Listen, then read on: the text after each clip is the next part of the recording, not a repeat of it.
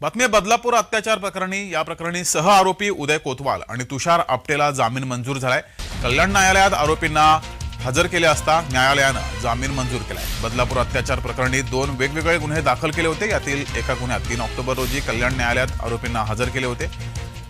त्यावेळेस न्यायालयानं जामीन मंजूर केला। मात्र पुन्हा दुसऱ्या गुन्ह्यात याच आरोपींना 4 ऑक्टोबर रोजी कल्याण न्यायालयात हजर केले असता न्यायालयानं उदय आणि तुषार आपटे यांना जामीन मंजूर केला।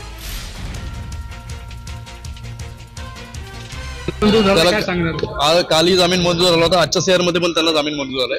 दोघांमध्ये चार्जशीट दाखल आहे। कोर्टात काय युक्तिवाद झाला होता सर काल आणि आज काय युक्तिवाद झाला? आज युक्तिवाद कालचे जे पेपर्स आम्ही रिप्रेझेंट केले होते ते सगळे कोर्टाला दिले आणि सेम सेक्शन असल्यामुळे कालचीच ऑर्डर कोर्टाने परत केली आणि त्याच्यामुळे जास्त आर्ग्युमेंट करायची गरज पण नाही लागली। काय दुसरा कोर्टाने केला की